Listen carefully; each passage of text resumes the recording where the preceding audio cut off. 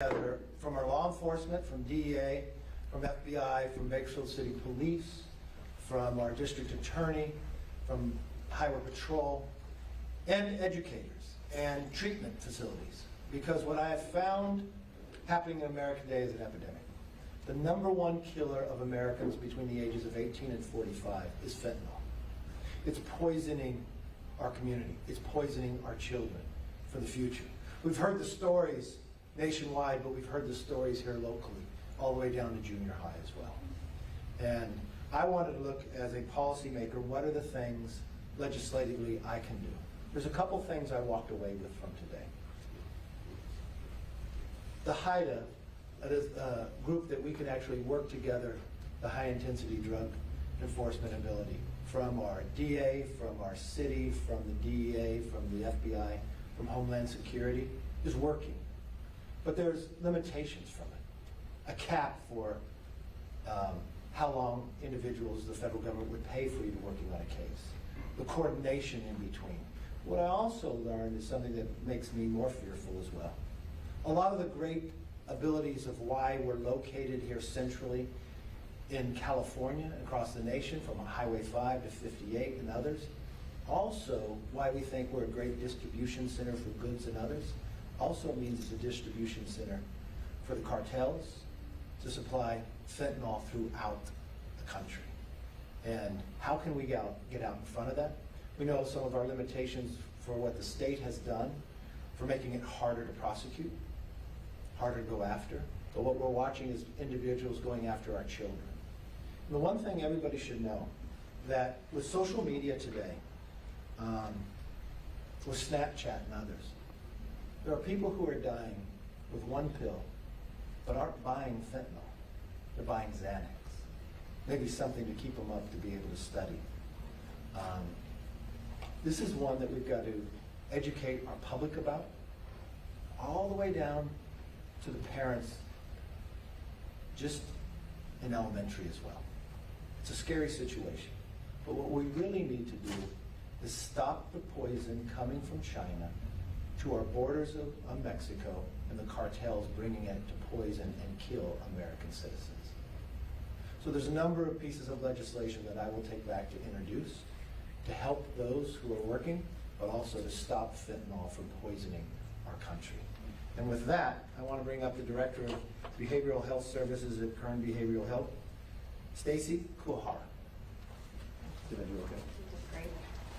Hi, thank you, Congressman McCarthy, for bringing us together today. The things that we learned about are incredibly alarming.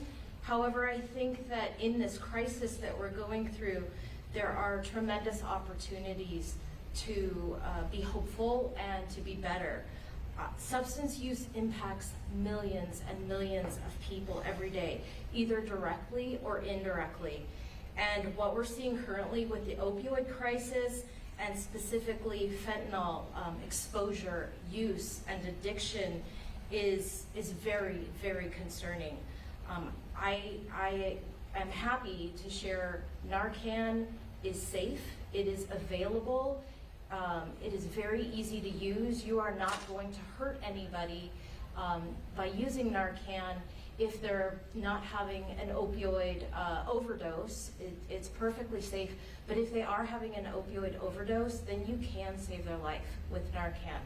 So treatment is available. People are out there willing to help and can help guide somebody to resources. So if you're ready to get substance use treatment services, talk to somebody, or if you want to know where you can get training or Narcan, then you can contact our access line at 866-266-4898 or go to drugfreekern.org for a tremendous amount of resources. I am very pleased to introduce next our partner in making a difference in this epidemic, Dr. Mary Barlow from the Superintendent of Schools. Thank you. I too am very encouraged to be a part of this today, and thank you, Congressman McCarthy. We at Kern County Superintendent of Schools work with 46 different districts serving approximately 200,000 students across 8,100 square miles. So this is not a small matter to organize the number of districts and students and parents involved in this crisis. Just 2 weeks ago, one of our emancipated foster youth who was on the road to recovery, this youth had found housing and was connected to support, accidentally overdosed from fentanyl. The person was not taking fentanyl. They thought they were taking a different type of substance. Schools in Kern County know that fentanyl is a life or death situation, and we are taking it very seriously. Fortunately, we live in a collaborative county where we can partner with all of our law enforcement agencies, our recovery services, behavioral health, and others. We are now training our school staff and volunteers to be able to administer Narcan, naloxone and Narcan as the opioid antagonist, and we are having conversations with our staff and with our parents and our students to educate them at the earliest stages of the dangers that one pill can kill. We stand with Congressman McCarthy and everyone here today to confront the challenge head on. And this is an urgent community matter. All of us are part of the solution. Any family, regardless of the zip code in which they can reside, can be impacted by this crisis. So we now have the opportunity to work collaboratively in Kern County and across the nation to face this danger. And I want to introduce one of our partners, Kern County District Attorney Cindy Zimmerman. Thank you so much. And thank you, Congressman McCarthy, for bringing us all together today. I learned a lot of things today and that I think are really going to help me in my fight against this opioid crisis. I've been in law enforcement for 38 years, and fentanyl is by far the deadliest drug I have seen out in the illicit drug market. It's so much more powerful than heroin and morphine. This poison is pouring over the borders and coming to Kern County, where we are seeing cartel members distribute this down to the street level. If you want to talk about Kern County statistics for a moment, let's think about what happened in 1 year regarding the overdose deaths. We have a lot of overdoses. People go to the hospital every weekend, but as far as the overdose deaths, they doubled in 1 year from 2020 to 2021. Our cases of possession for sale or sales of fentanyl have increased dramatically in my office. And one of the ways we can look at the numbers is the statistics from my crime lab. And when someone is arrested for possession of fentanyl, it's tested. And we have 12 times the number of cases that come to our crime lab than we did 5 years ago. And how does fentanyl come?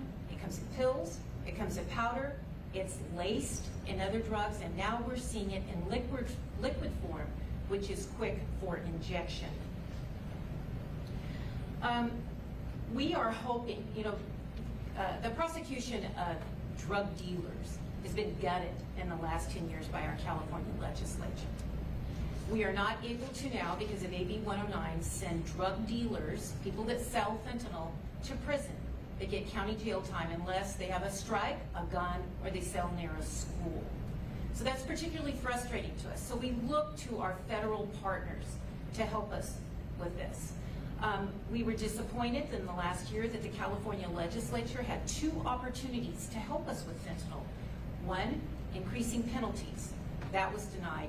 And also to require drug dealers to hear an admonition in court when they're convicted that fentanyl is dangerous, and if you sell to someone and kill them, then you could be prosecuted for murder. That is not required. Although luckily in Kern County, some of our judges allow us to provide those admonitions, because we are ready, willing, and able, on the right set of circumstances in the right case, to prosecute someone who peddles this poison to someone who dies.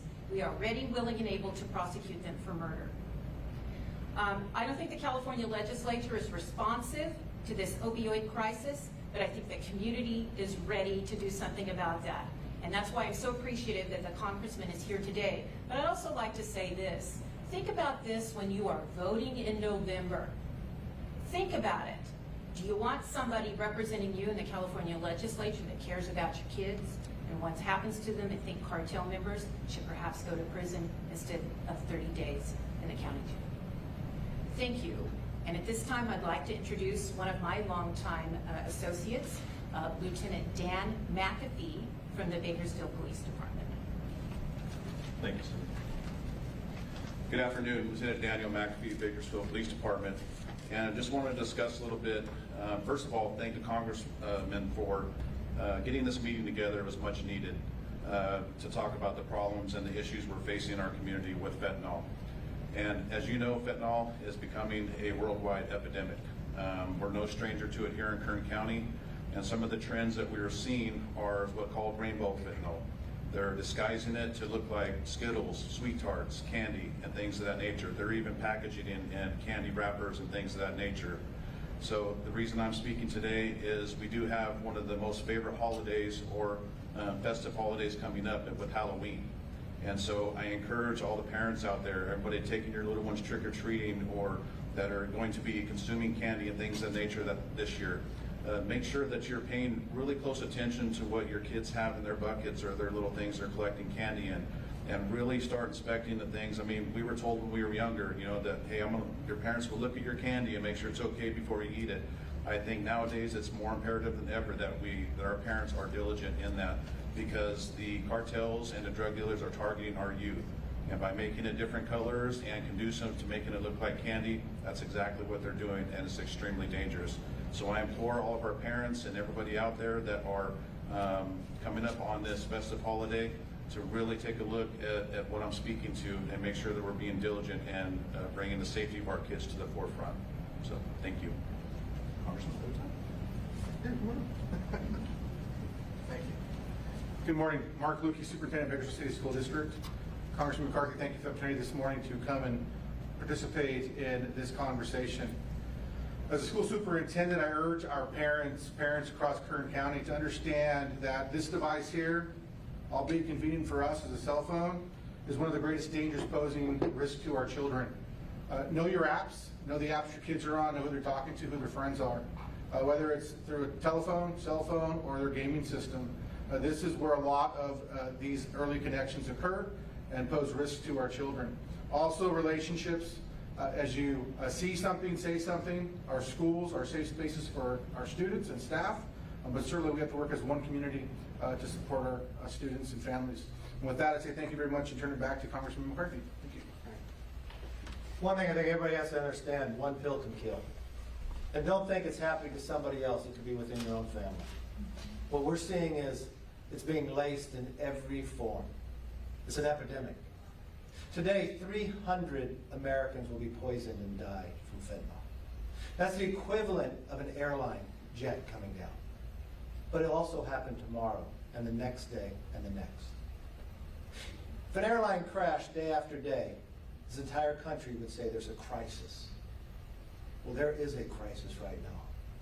Starting with chemicals in China being sent to our southern border, and cartels making billions of dollars, killing Americans.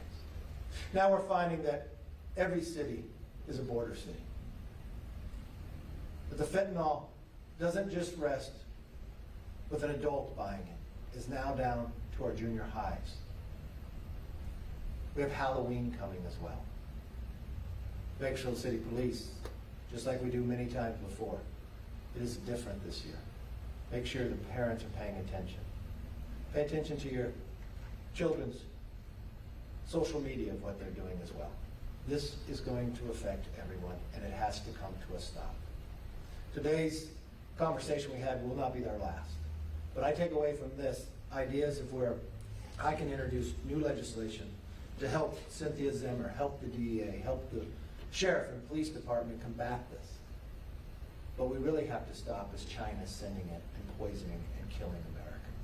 With that, let me open it up for questions, comments. Congressman, you say there's a number of pieces of legislation that you want to introduce to address this issue.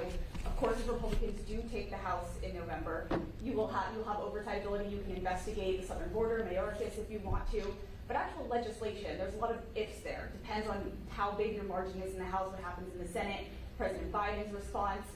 what can you commit, concrete legislation, what can you commit to addressing this issue here at home? Well, I would hope it wouldn't have to be a partisan issue, but even listening to Cynthia Zimmer, our DA, we're watching Sacramento is making it more difficult in Kern County and California. Sacramento policies are making it more difficult that drugs are able to kill more Americans.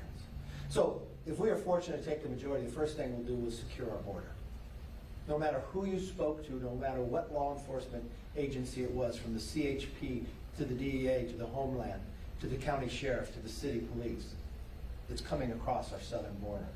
It's starting in China. Secure our southern border so it's not coming up here. Secondly, make it a Schedule I drug. It's temporary like that, but the number of times we tried to put it onto the floor, the Democrats have blocked that. Thirdly, enhance the ability for our law enforcement to work together. From the FBI and others. Right now they're capped at the number of hours of overtime. So they're working a case. But the cartels don't stop. They work 24 hours a day. So if they're working a case and they hit that cap, they've got to stop. I can enhance that. I was impressed today by how well the coordination between all the law enforcement agencies are able to work together. And think of this. There's some things on a federal level, but some things on a state level. We just watched the CHP with the Tulare County Sheriff do an amazing job to pull over 2 individuals, which I'm not sure the correct number. Was it 1 million pills or 500,000 fentanyl pills sitting in? But because of California law, because of a judge in Tulare, those 2 people never served a day. They were let out before the officers even got home. And did they show up for court that day? No. But how many thousands of Californians would have died had those pills got on the street?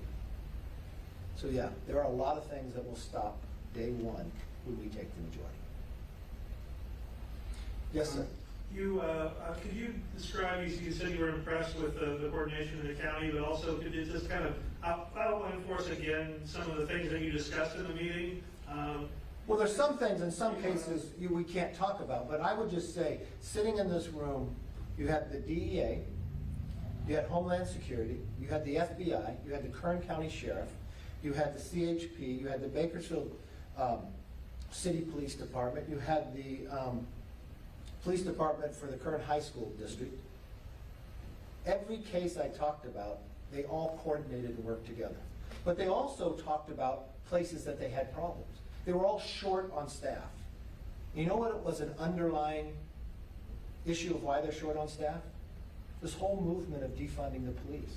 They're hard to hire individuals. They had programs they wanted to start up. And plus, we have no federal prosecutors, correct? At this time, no? At this time. So it holds us back. So another idea that I had for our DA and others, that they could be deputized federal prosecutors.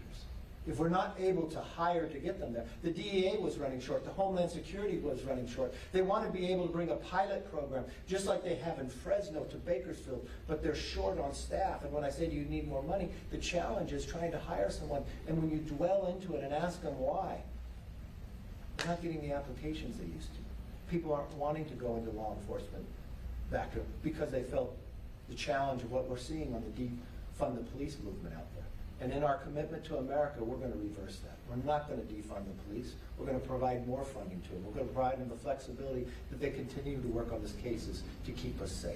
And we're going to want to bring those pilot programs here. And a pilot program of what started in Fresno is about people under the age of 18 that are overdosing and dying from fentanyl, where they can go in and look from their social media and find out who's selling it to them. Get back to the people who are literally bringing it and killing it to us. That's what we're trying to find, and that's what we want to bring to the table. Yes, sir. Congressman, we've seen a opioid crisis for years. Can you talk a little bit more about why we're having this talk, why we're having this roundtable today, and maybe also tie in the recent things we've seen in local school districts here in Kern County? Well, we found with an opioid epidemic in the past here, it was more prescribed to you. And America woke up to that this was a deadly. bill, that they were prescribing too much for you, that it was being moved onto the markets, and then we talked about treatment, how to go about that. This is something different. This is a poisoning. And now the new place of where we're seeing the poisoning, they're trying to make it look like Skittles, going after our children. We watched just recently in a junior high, and can I talk a little bit about what you told me? Sure. I want to give some credit to our Bakersfield City School District.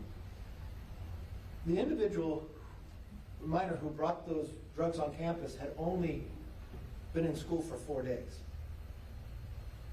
But as they signed up to go to school, within 2 days, the Bakersfield City Schools and the campus there realized this child had some issues.